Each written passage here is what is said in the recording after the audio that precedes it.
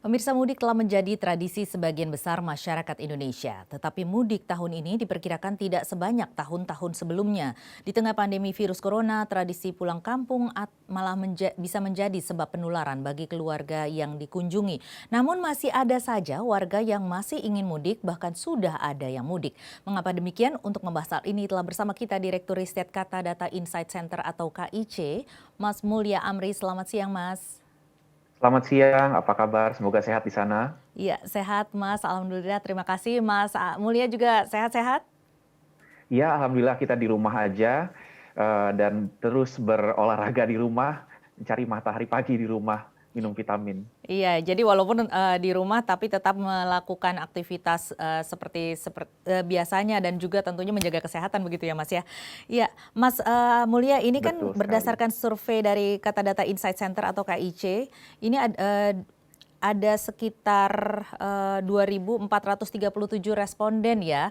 Ini bisa Anda jelaskan Betul. bagaimana perilaku mudik masyarakat yang telah diriset oleh Kata Data Insight Center ini? Baik, terima kasih. Jadi kita tanyakan itu melalui online survei atau survei daring pada tanggal 29 dan 30 Maret kemarin. Jadi memang pada saat sebelum diberlakukannya PSBB.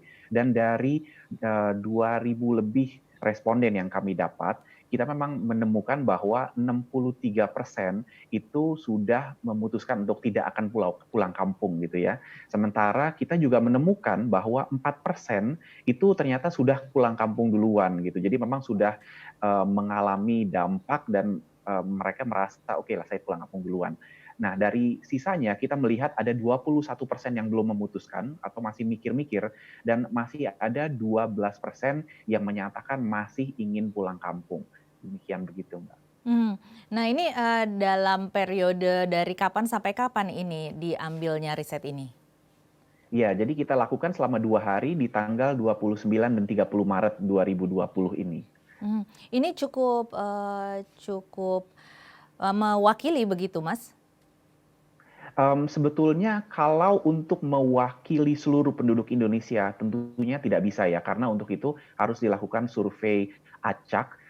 Sementara dengan keterbatasan survei yang bisa kita lakukan dengan daring atau melalui online survei, tentunya yang bisa terjangkau adalah mereka yang memiliki akses cukup mudah terhadap internet. Tapi dari situ kita bisa melihat bahwa trennya itu seperti apa. Ternyata kita bisa melihat bahwa masih ada 12% dari masyarakat yang menginginkan untuk mudik.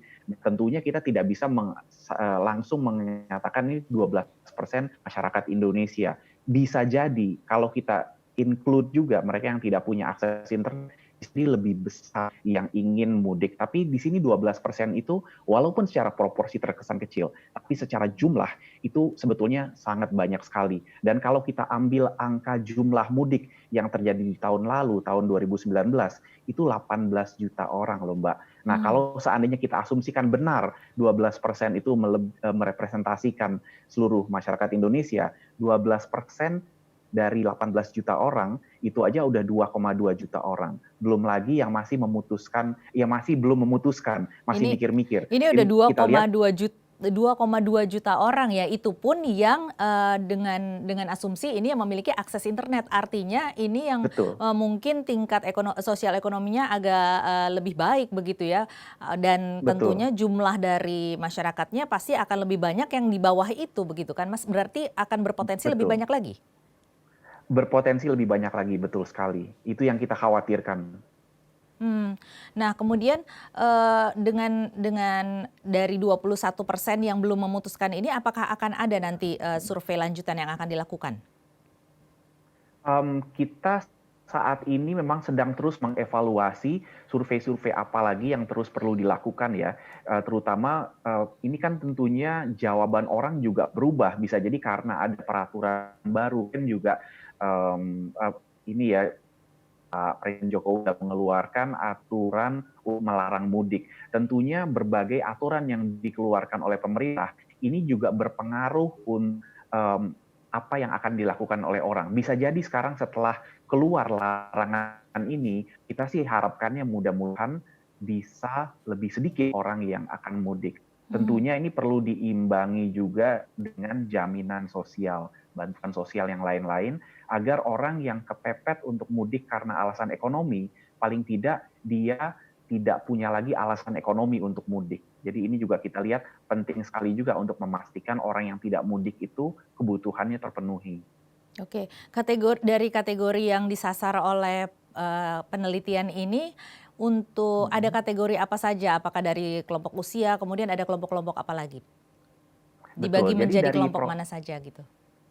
Iya, baik. Jadi kita memang lakukan survei ini dengan penyebaran seluas-luasnya, tapi mekanismenya juga melalui mekanisme penyebaran melalui internet, melalui aplikasi, melalui berbagai macam chat application dan sosial media, sehingga kita dapat dari 2.437 responden tersebut, kita dapat kurang lebih profilnya itu seimbang antara laki-laki dan perempuan, perempuan sedikit lebih banyak, 53%. Lalu kita lihat dari segi usia, itu paling banyak adalah yang berusia 17 sampai 29 tahun, itu 38%. Sementara kemudian 30 sampai 40 tahun itu 30%, antara 41 sampai 50 tahun itu 24%. Dari segi ekonomi, kita lihat 33% ini berasal dari kelompok ekonomi atas atau social economic statusnya itu A. Lalu yang menengah itu atau SES-nya B itu 24%, yang menengah dan bawah yaitu yang SES-nya di level C, D, dan E itu 42%. Nah di sini kita perlu hati-hati juga karena um, survei ini dilakukan melalui daring, tentunya di sini kita bisa mendapat juga yang SES-nya A yang paling atas itu proporsinya sampai 33%. Padahal sebetulnya kalau kita lihat mekanisme atau struktur ekonomi Indonesia yang SES A itu tidak sedemikian besar. Jadi untuk menemukan temuan-temuan umum, di sini kita bisa mengidentifikasi, makanya kita mengatakan at least atau kita khawatirkan setidaknya itu 12% masih mau mudik atau bisa jadi lebih.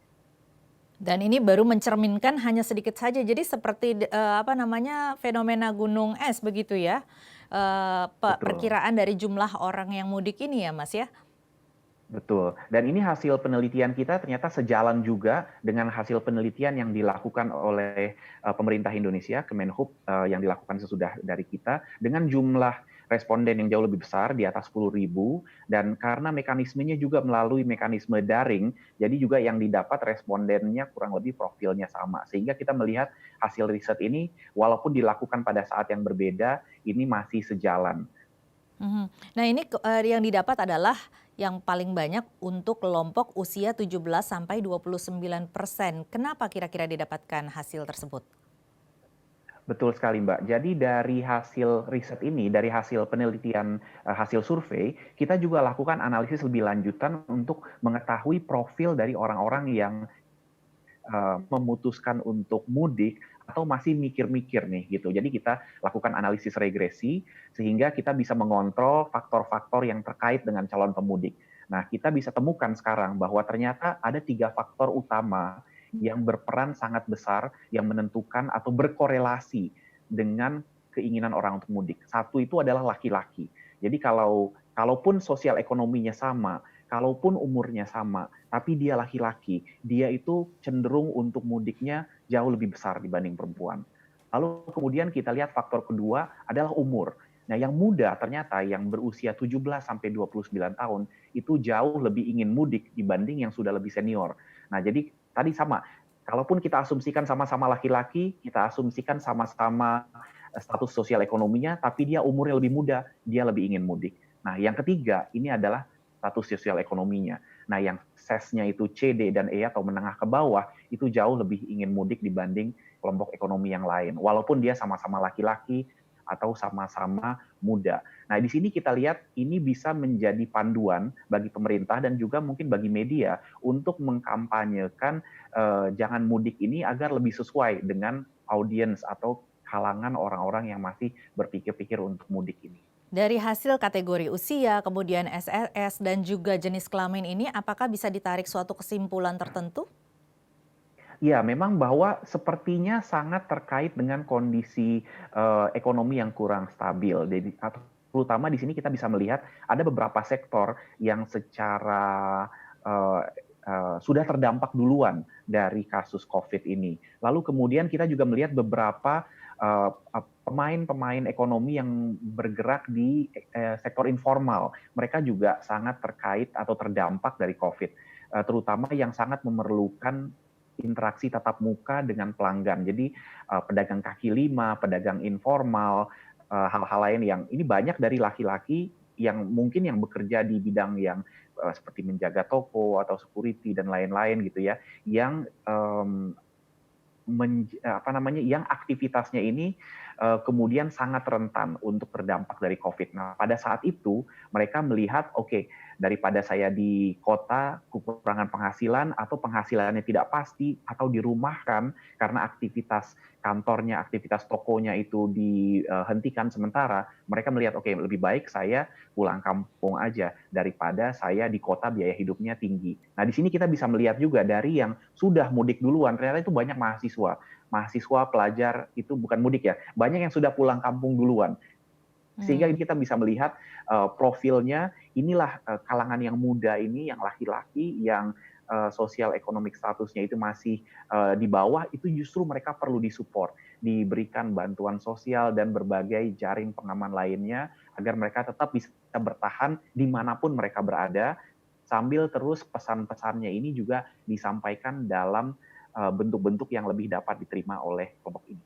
Iya, seperti apa itu Mas? Mungkin ada saran-saran bagi pemerintah dari profil-profil yang telah didapatkan dari hasil penelitian untuk pemerintah menghimbau masyarakat atau melakukan sosialisasi ke depannya. Begitu kan tujuannya adalah untuk membantu pemerintah agar melakukan sosialisasi untuk mencegah orang-orang ataupun mendukung pemerintah untuk menerapkan larangan mudik ini kan ya Mas ya. Nah, ini apa kira-kira sarannya yang lebih aplikatif yang bisa dilakukan pemerintah dari hasil tersebut?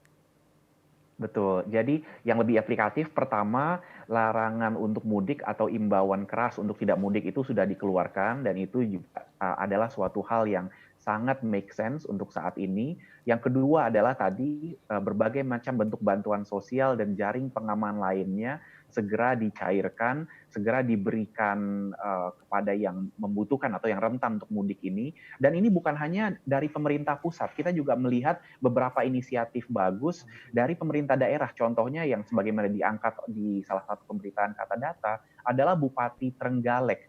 Di sana memang banyak orang Trenggalek yang bekerja di kota-kota besar.